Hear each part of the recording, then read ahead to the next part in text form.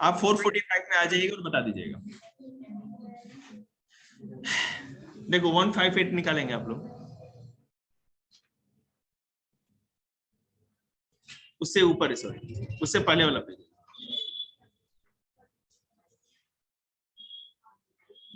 चल भी जाए तब तो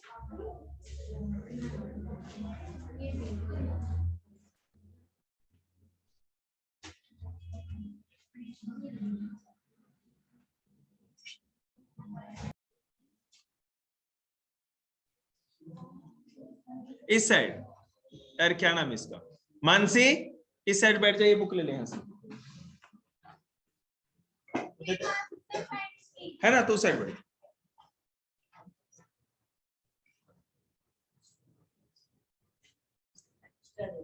ले लो वहां पर। देखो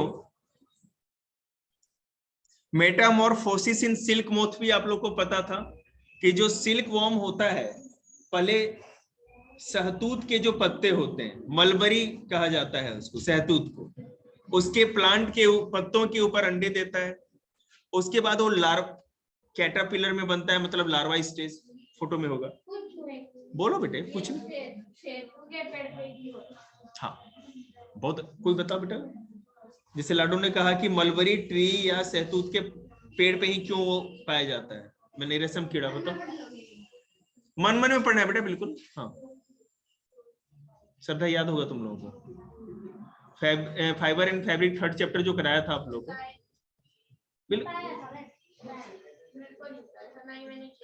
अब कुछ प्रकाश देना चाहेंगे? कोई बात नहीं, हम तो बताएंगे ही, वहन इसी का तो पैसा ले रहे हैं। जो सिल्क वॉर्म होता है ना, वो शहतूत के पत्ते को खाता है, वही उसका फूड होता है।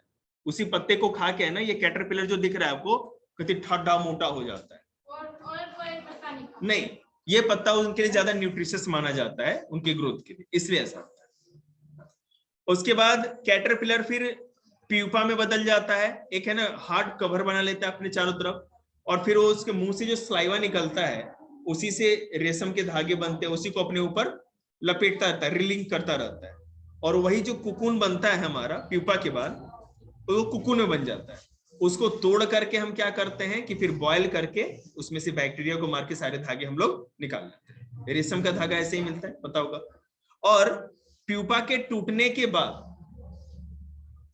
प्यूपा तो वहीं रह, एक सेकेंड, प्यूपा जो है ये वहीं रह जाता है, पेड़ के पास ही लटका रह जाता है, उसमें रिल लगा रहता है।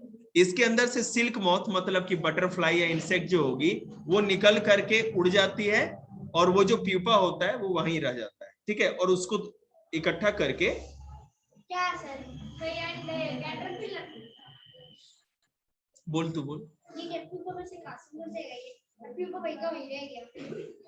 प्यूपा जो लटका हुआ है पेड़ के साथ अटैच रहता है, और ये कीड़ा भी उसी के अंदर पैक है। प्यूपा जो कैटरपिलर है, ये अपने बॉडी के चारों ही हार्ड सरफेस बनाता है, ताकि अपने आप को प्रोटेक्ट करके रख सके। कब तक प्रोटेक्ट करके रख सके? जब तक इसके विंग्स या बॉडी पार्ट सारे अच्छे तरह से डेवलप नहीं हो जाते। और जैसे वो अंदर डेवलप होता रहता है, जी, से रेशे में निकल जाते हैं वो। हाँ मतलब वो जो सलाइवा निकालते रहता है ना, तो उसे वो रील बनते रहता है, उसके चारों तरफ अपने घूमता रहता है गोल गोल सा, तो उसके ऊपर चारों तरफ लपेटता रहता है वो अपने इसके कुकुन के ऊपर, प्यूपा। सर अपनी ऊपर की जो लेयर होती है वो किससे होती है? ये उसका जो सलाइवा होता है ना, हार्ड सरफेस मिट्टी की तरह टाइट होता है। मैं आपको बताऊं इसका और एक तरीका, तो फिर वो तो निकाल लेते हैं हम लोग, वो तो हम लोग निकाल, तो इसके अंदर जो सुराख होता है ना, उसके अंदर से ये पूरा एडल्ट जो होता है बिल्कुल निकल जाता है, और वो अपना वही छोड़ देता है, उसको से कोई मतलब ही नहीं। प्यूपा लास्ट में आपने कहा जैसे कि हमने रेशे भी निकाल लिए, वो भी निकल गया, और प्यूपा वहीं पे है। प्यूपा वहीं पर, और प्यूपा के अंदर से कीड़ा उड़ चुका है तितली बनके। वो तो पता है सर, रेशम निकला है, तो रेशम उसके आउटर कवर है, वो तो निकाल ही लिया है, तो उससे क्या दिक्कत है? आपने कहा कि प्यूपा फिर भी बच्चा ही रह गया। नहीं नहीं, प्यूपा किसका नाम है पता है आपको? वो जो कुकुन बना ना हार्ड सरफेस, उसकी बात कर रहे हैं। वो जो मिट्टी का सरफेस या हार्ड सरफेस होता है वो वैसे ही रह जाएगा, जिसके ऊपर पूरे धागे लपेटे हुए रहते हैं, और उसके अंदर से वो कीड़ा उड़ गया, वो पेड़ के पास ही वो नॉन लिविंग थिंग पड़ा रह गया, हम लोग उसको कलेक्ट करके बॉयल करते हैं, वही रेशम का धागा होता है, उसको बॉयल करते, ये करते हैं जी। कैटरपिलर का है, सिल्क मोथ का, रेशम के कीड़े ने वो अंडा दिया है, वो अंडा जैसे जैसे बड़ा होगा तो फिर लार्वा मतलब कैटरपिलर बन जाएगा, और यही जब कैटरपिलर फिर और बड़ा होगा तो अपने चारों तरफ कवर बनाएगा, जो कि प्यूपा स्टेज होता है। हाँ, इसकी मम्मी ने अंडे दिया, और फिर ये जब सिल्क मोथ हो जाएगा ना तो फिर ये मम्मी बन जाएगी, फिर अंडे देगी, मतलब इस तरह से प्रकृति का नियम है, प्रकृति का चक्र घूमता रहता है, तभी तो संसार चल रहा है। नहीं, वो तो सेक्सुअल रिप्रोडक्शन था ऊपर वाला सारा कुछ, वीवी पोरस और, अरे लाडो तू जब चुप रहेगी तब तो मैं बोलूंगा, वीवी पोरस और ओविपेरस, ठीक है, तो वीवी पोरस बच्चे देते हैं और ओविपेरस अंडे देते हैं, सिल्क मोथ अंडा देता है, बात खत्म, झंझट खत्म। असेक्सुअल रिप्रोडक्शन अब आएगा ना, देखिए हमने अब तक जितना भी पहले ऊपर पढ़ा सब सेक्सुअल रिप्रोडक्शन था, ठीक है, उसको सेक्सुअली कहते हैं, जो दो पेरेंट्स होते हैं। हाँ ठीक है।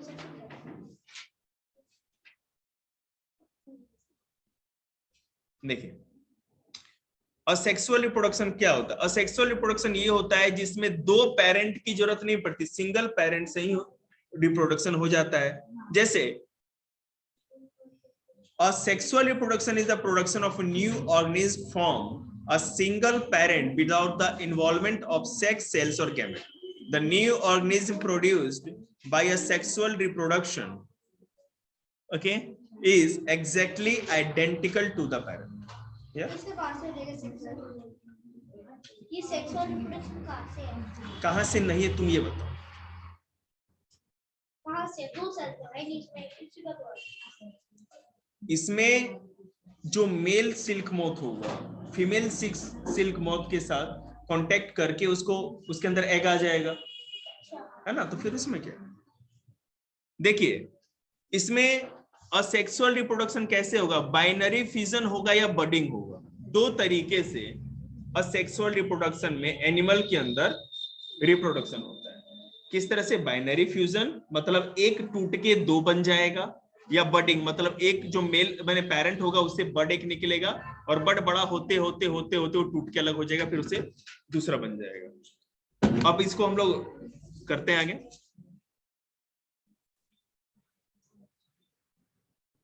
बाइनरी फ्यूजन क्या देखते हैं, आप लोग को ये पिक्चर दिख रही होगी, तुम यहाँ कुर्सी पर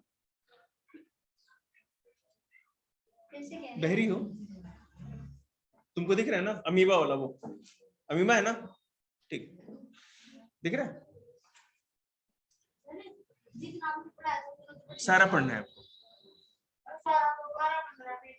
तो पढ़ ना, अभी कहाँ है कहती तेरे, इतना ही खाता है तू, आते ही जाने के लिए क्यों मरता है, चाहता है कि फिर से टेस्ट का बुखार चढ़ा दो तुम लोगों पे, आराम से कर बेटे, मन भी लगा रहेगा, ज्ञान भी लेते रहो, घर पे जाके तो वही तुम लोगों को गुलाटियां मारनी है। In binary fusion, the parent organism splits or divides to form two new organisms. Binary fusion एक ऐसा असेक्सुअल रिप्रोडक्शन का तरीका है जिसमें पेरेंट ही के बॉडी का हिस्सा टूट के दो हिस्सों में बट जाता है और उससे दो ऑर्गेनिज्म बन जाते हैं। ये पिक्चर में दिख रहा होगा। अब देखो ये जो आपको दिख रहा है ये पिक्चर अमीबा की है। अमीबा एक माइक्रोस्कोपिक मतलब कि माइक्रो ऑर्गेनिज्म होता है। अब देखो ये पेरेंट सेल है। आपको ये भी पता है कि जितना भी असेक्सुअल रिप्रोडक्शन होगा जिस भी एनिमल के अंदर वो यूनिसेलुलर होंगे, मतलब एक कोशिकीय वन ही सेल होगा। सिंगल सेल वाले अमीबा सिंगल सेल का होता है, पता है आपको। ये देखिए ये अमीबा है, इसका न्यूक्लियस दिख रहा होगा और न्यूक्लियस जो ब्लैक है उसके चारों तरफ जो ये डॉट डॉट लिक्विड भरा है इसको साइटोप्लाज्म कहते हैं। आप लोग इंटेलिजेंट हैं ही। ये न्यूक्लियस ही एक किसी भी सिंगल सेल या यूनिसेलुलर ऑर्गेनिज्म का न्यूक्लियस ही धीरे क्या ये मतलब कि उनके बॉडी का हिस्सा होता है, सेल के सेल मटेरियल है, सेल ऑर्गेनेल कर सकते हैं हम लोग, ठीक है, अलग अलग चीजें होती है। तो न्यूक्लियस जो होता है धीरे धीरे क्या होता है कि वो फैलने लगता है, उसमें कॉन्ट्रैक्शन मतलब कि खिंचाव होता है। अब मान लो कोई चीज है, उसमें खिंचाव होगा तो लेंथ में बढ़ेगी रबड़ की तरह। जैसे जैसे बढ़ते जाएगी, एक समय ऐसा होगा जब उनके बीच का वो टेंशन इतना बढ़ जाए कि टूट जाए, न्यूक्लियस दो हिस्सों में टूट जाएगा। और उसके बाद क्या होगा कि ये पूरा का पूरा सेल दो अलग अलग न्यूक्लियस हो गए, यहाँ पे ये पूरा साइटोप्लाज्म भी डिवाइड होने लगेगा। और एक बार ऐसा होगा कि फिर लास्ट स्टेज इसकी ये होगी कि अमीबा दो अलग अलग हिस्सों में कन्वर्ट हो जाए।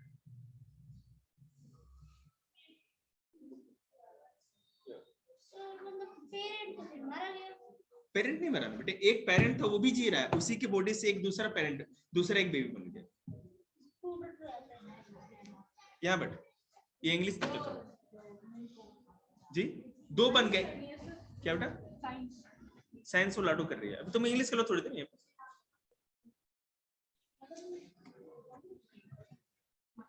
और नहीं तो चाहो तो ये ऑल इन वन ले लो, उससे साइंस कर लो प्रैक्टिस। दे ले ले, उधर देखना, उधर ठीक है चलो। ये पहला समझ में आया। Budding, budding is also an asexual method of reproduction. In budding, a small part of body of the parent organism grown out as a bud, which then detached and became a new organism. देखो यहाँ पे ये hydra है, picture देखिएगा, दिख रहा है बेटा आपको? हाइड्रा है, ये पेरेंट हाइड्रा है, इसके अंदर से एक बड निकल रहा है, राइट में छोटा सा दिख रहा है ना आपको।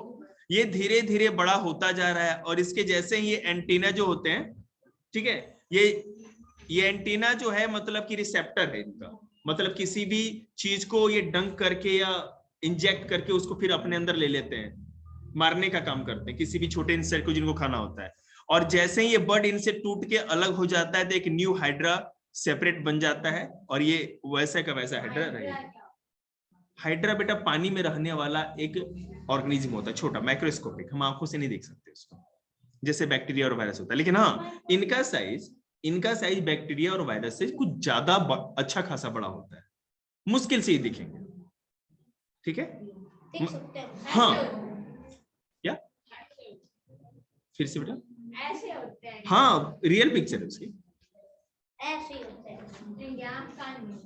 नहीं बेटा आँख कान की ऐसे दिखते हैं, आप कहीं भी देखते जाओ। एक्चुअली क्या है ना, जब साइंस अगर आप पढ़ो ना, चले भाई आगे बढ़े।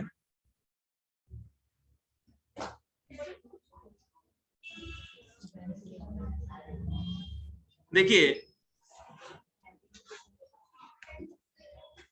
क्या चाहिए आपको, तो मुंह बंद करिए, फिर खुला है अभी,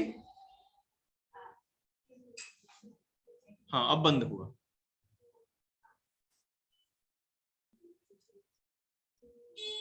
तो हाइड्रा समझ के कैसे रिप्रोडक्शन होता है, बाय बडिंग। और अमीबा में क्या होता है, बाइनरी फ्यूजन। समझ में आया भाई? गुड। क्लोनिंग ये जरा इंटरेस्टिंग है और ज्यादा साइंटिफिक। ये सेक्सुअल में या एक्चुअल होता है?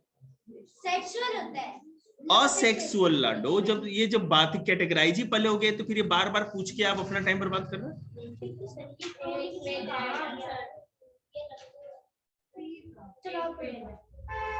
बेटे कितना पेज भी हो, जब मैं कर रहा हूं ना, मैं आपको जब क्लियर करता हूँ असेक्सुअल रिप्रोडक्शन होता है क्लोनिंग में। ठीक है, देखिए किस तरह है। Cloning is the production of an exact copy of an animal by means of asexual reproduction. हमें पता है कि भेड़ है, बकरी है। करनाल का नाम सुना है आपने? करनाल, इंडिया में करनाल में भैंस के बच्चे का क्लोनिंग किया गया था, काटड़े का। समझ रहे हैं? ये मतलब छोटी मोटी चीज नहीं है, बहुत बड़ा। ये दिखाता है कि हम लोग साइंस में कितने ज्यादा है। एनिमल के रिसर्च को लेके पूरे इंडिया का सबसे बड़ा सेंटर करनाल में, एकदम एनएच पे ही है। एनएच पे ही रिसर्च स्टेशन, ये जो एनएच बन जाता है ना, करनाल सोनीपत पानीपत वाला, उसी पे मैंने देखा है। मैं साइकिलिंग करता हुआ गया था कुरुक्षेत्र, तो लौटते से मेरे को दिखा था रास्ते। तो मैंने बुक में पढ़ा तो पता चला कि जो फर्स्ट, इसमें आएगा अभी आगे बताएंगे आपको, कि करनाल में जो ये रिसर्च सेंटर है एनिमल को लेकर के, वहां फर्स्ट इंडिया का फर्स्ट मतलब क्लोन बने की बेबी बनाया गया था, मतलब एनिमल का, और वो था एक भैंस के बच्चे को बनाया गया, हाँ क्लोन किया गया था। अब क्लोनिंग क्या है आप देखेंगे तो समझ में आएगा। पहला कंडीशन, मुंह बंद रखेंगे, कान खोल के रखेंगे।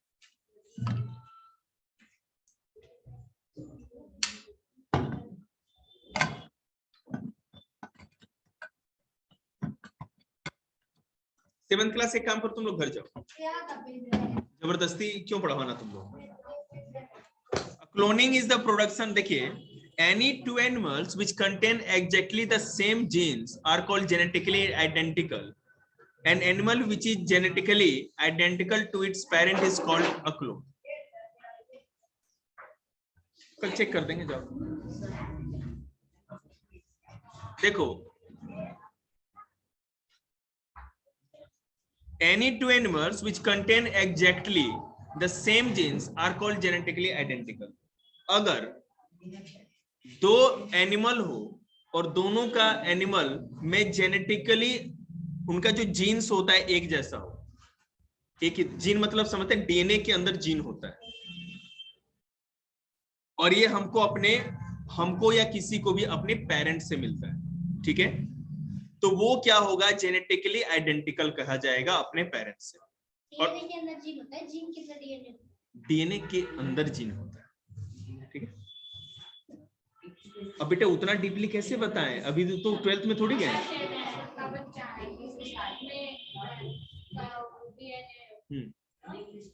भैंस के बच्चे के अंदर भैंस का डीएनए तो होगा, लेकिन इसमें यह भी है कि भैंस भी बहुत अलग अलग तरह की होती है, ठीक है, जैसे इंसान भी अलग अलग तरह से है।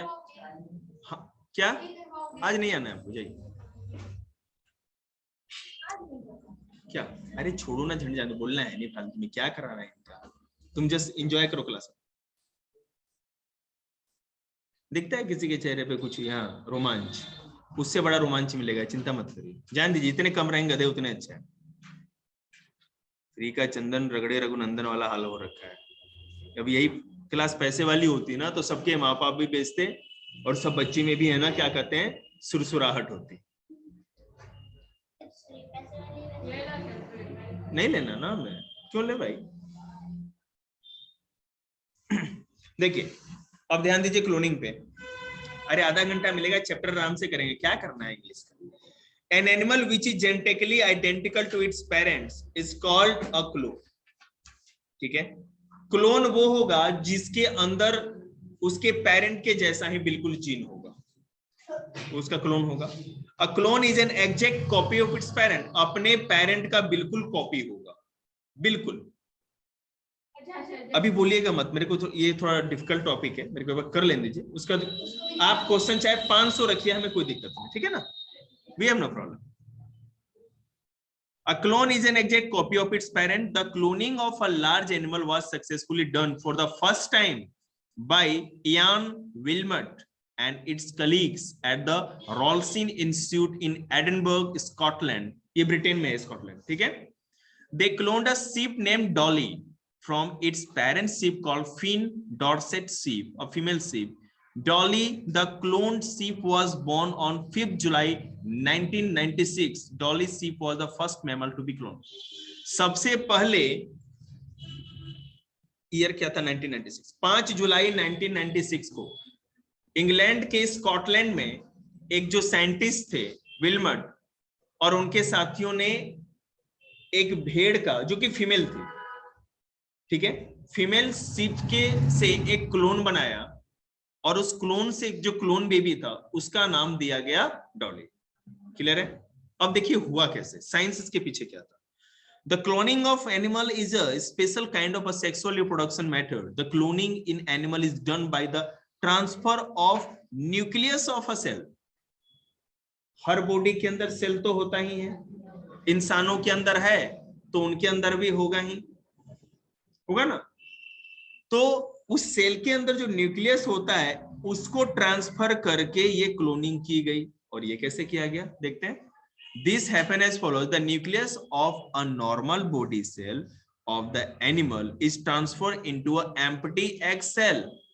The newly formed egg cell is allowed to develop normally. An exact copy of the animal is produced. आपको पता है कि स्पर्म और एग तो समझ रहे थे, अगर ये मान लीजिए कि फीमेल शिप थी तो उसके अंदर एग होगा, ठीक है। इस एग के अंदर उसी के बॉडी का एक सेल लिया गया, एक सेल से उसका न्यूक्लियस का हिस्सा निकाला गया। जो फीमेल शिप थी उसके एग में उसी फीमेल शिप के सेल का न्यूक्लियस का हिस्सा ट्रांसफर किया गया और उसको टेस्ट ट्यूब में, मतलब बाहर, फिर से बता रहे हैं, देखिए क्या हुआ। The nucleus of a normal body cell of the animal is transferred into an empty egg cell, ठीक है, whose nucleus has been removed. The newly formed egg cell is allowed to develop normally. एक second रुकना। nucleus of a formed body cell of the normal body cell of an animal which we wish to clone. देखिए, जैसे मान लो कि एक female ship थी, हमें क्या करना था कि उसका क्लोनिंग करना, समझ में आ रहा है? क्या किया गया कि उसका एक एग निकाला गया, एग का सैंपल, और उस एग के अंदर से उसका न्यूक्लियस रिमूव कर दिया गया। एग सेल है तो एग के अंदर भी न्यूक्लियस होगा, उसका न्यूक्लियस रिमूव करके निकाल दिया गया। फिर उसी फीमेल का के बॉडी से में जो भी सेल होते हैं उसके बॉडी सेल का एक न्यूक्लियस निकाल के इस एग सेल के अंदर डाल दिया गया, जिसका न्यूक्लियस बाहर कर दिया गया था। अब इसका एग सेल में न्यूक्लियस तो था नहीं और उसके बॉडी से न्यूक्लियस लाके डाल दिया गया, तो क्या हुआ, इस एग से, याद रखिए यहाँ स्पर्म कहीं नहीं आया, इस एग के अंदर उसी फीमेल के बॉडी के सेल का एक न्यूक्लियस भर दिया गया और वही धीरे धीरे ग्रो करते करते करते करते एक नया बेबी बन गया। तो ये असेक्सुअल रिप्रोडक्शन हुआ। इसमें एक ही पेरेंट की जरूरत पड़ी, फीमेल के एग के अंदर से न्यूक्लियस निकाल के फीमेल शिप के सेल का ही न्यूक्लियस उसके अंदर ट्रांसफर किया गया और उसी के ग्रो होने से बेबी बन गया। लेकिन इसमें भी क्या कॉम्प्लिकेशन है देखते हैं, और थोड़ा यहां तक समझ में आपको क्या? हाँ, उसी शिप के सेल से न्यूक्लियस लेकर के, बॉडी के दूसरे हिस्से सेल लेकर के सेल के न्यूक्लियस को उस एग के अंदर डाल और फिर ग्रो हुआ। बोलिए। जो एग था उसका न्यूक्लियस निकाल दिया गया और उस एग में ही डाल दिया। हाँ, एग के बाद जो न्यूक्लियस खाली था ना उस एग के अंदर ही ट्रांसफर किया गया। अच्छा, जो खाली एग था। जी जी, अब देखो उसमें और क्लियर होगा। The newly formed egg cell is allowed to develop normally. An exact copy of the animal is produced. Before we describe the cloning of Dolly sheep in detail, we should know of meaning of the term ewe. EWE. Ewe is a female sheep. Sheep का ewe होता है, पता है ना आप लोग को, number gender पढ़ा होगा आप लोगों ने तो। फीमेल sheep को ewe कहते हैं, EWE. The two sheep which were involved in the cloning of Dolly's sheep were Finn's Blackford sheep, Dorset ewe and Scottish Blackface ewe. यहां देखेंगे इस डॉली क्लोन को बनाने के लिए, डॉली क्या है? क्लोन बेबी जो बना, क्लोन शिप जो बना उसका नाम डॉली रखा गया। तो इस क्लोन शिप के बच्चे को बनाने के लिए, क्लोन शिप को बनाने के लिए दो फीमेल शिप को लिया गया, ठीक है बेटे। इसको हम लोग सिंगल पेरेंट इसलिए कर रहे हैं क्योंकि इसमें मेल फीमेल नहीं है, दोनों फीमेल ही है। दो फीमेल, बेटे सुन तो लो, आगे हम बता रहे हैं ना। दो फीमेल शिप को लिया गया, एक थी डॉर्सेट ईव एंड दूसरा स्कॉटिश ब्लैकफोर्ड ईव, ठीक है, दो अलग अलग भेड़ें थी female. The two sheep which were involved in the cloning of Dolly sheep were, बता दिया मैंने, as the name suggests, the Scottish Blackford sheep has a black face. Keeping this point in mind, यहां देखेंगे दूसरी जो Scottish blackface ewe थी, भेड़ थी, उसका ब्लैक फेस इसलिए था क्योंकि उसका माउथ जो था ना, और तो फर जैसे भी हो, माउथ का कलर थोड़ा ब्लैक था, ब्लैकिश। इस चीज को ध्यान में रखेंगे। We will now describe the cloning of Dolly sheep from क्विंडोसिटी। या अभी देखो ना, पता चलेगा ना। Scottish blackface ewe and Dorset ewe दो थे। स्कॉटिश ब्लैकफेस ईव जो थी उसके फेस का कलर ब्लैक था। अब देखिए डॉली शिप का कैसे फॉर्मेशन हुआ। मैं आपको अगर शुरू में बताऊं तो बता दूं कि एक फीमेल के एग सेल को लेकर के उसमें से न्यूक्लियस हटा दिया गया और दूसरे फीमेल का जो सेल का न्यूक्लियस था वो उसमें डाल दिया गया सब। तो इसमें अब अलग है ना, वो भी डोली है। मैंने आपको बस ये बताया कि जो एग सेल था उसका न्यूक्लियस निकाल करके उसमें दूसरे सेल को का जो न्यूक्लियस उसको कन्वर्ट कर दे उससे बेबी बना, ठीक है। लेकिन यहाँ पर ये है कि जो सेल निकाला गया था एक का ही अलग अलग था, ठीक है। एक के सेल में से न्यूक्लियस निकाल दिया गया, सेल के एग में से, एग के सेल में से, एग सेल के में से न्यूक्लियस निकाला गया और दूसरे में से न्यूक्लियस डाल दिया गया, ठीक है। क्लियर होगा। नीचे वाले पिक्चर को ध्यान से देखिए, वो पिक्चर है ना क्लोनिंग वाला, दिख रहा है आपको? मेरे को पिक दिखाओ। नहीं, एक बार यहाँ लाडू देख, इस पिक्चर को ध्यान से देखना, मैं समझा रहा हूं। देखो ये फीमेल फिन डॉर्सेट शिप थी और ये भी फीमेल स्कॉटिश ब्लैकफेस शिप, ठीक है। इसके एग सेल को निकाला गया, किसके? फीमेल स्कॉटिश ब्लैकफिश शिप के एग में से, एग सेल में से न्यूक्लियस को रिमूव कर दिया गया और नॉर्मल बॉडी सेल लिया गया, किसका? डॉर्सेट शिप का। पिक्चर ध्यान से देखते रहेंगे। और इससे क्या किया, इसका जो न्यूक्लियस था डॉर्सेट का, nucleus of body cell is inserted in empty egg cell. तो ब्लैकफिश शिप के एग सेल में से जो न्यूक्लियस बाहर निकाला गया था वो खाली था, उसमें डॉर्सेट शिप का न्यूक्लियस डाल दिया गया और ये धीरे धीरे ग्रो होने लगा, सेल डेवलप होने लगा। और ये जो एग सेल था, new egg cell is implanted in the uterus of another female Scottish blackface ship.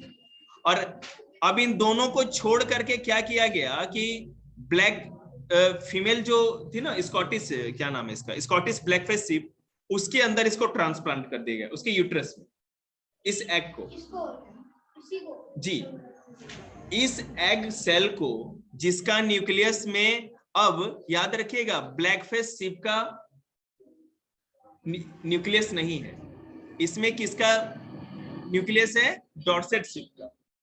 तो एग सेल तो है ब्लैकफिश शिप का और इसमें न्यूक्लियस है डॉर्सेट का, और उस तरह का जो एग था इसके यूट्रस में ब्लैकफिश वाले का डाल दिया गया और इससे जो बेबी हुआ उसी को डॉली कहा।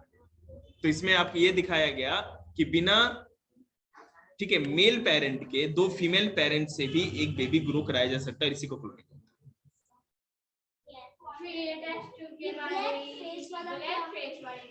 हाँ, पहले उसको बेटा टेस्ट ट्यूब में रखा जाता है जब तक वो फर्टिलाइज नहीं होता अच्छी तरह, उसके बाद ब्लैकफिश के जो यूट्रस होता है वहां पे उसको ट्रांसफर। हाँ जी, ब्लैकफिश क्या जानते हैं? उसका फेस ब्लैक था बस।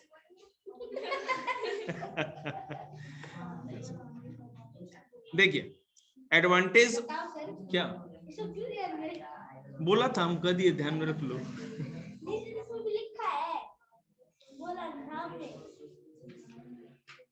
तो हम तो वही बोलते हैं ना जो लिखा रहता है।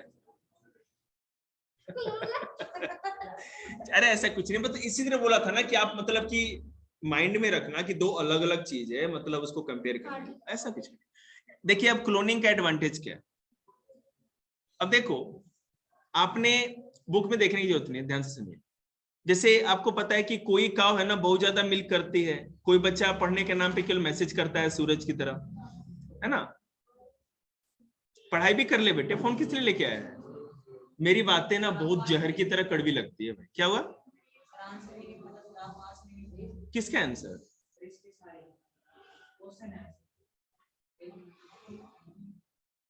ये कहां से क्वेश्चन आया तुम्हारे? जो मैंने भेजा था वही वाला है क्या? कोई बात नहीं, वैसे भी तो बैठ के गप ही करोगे, क्या फायदा है।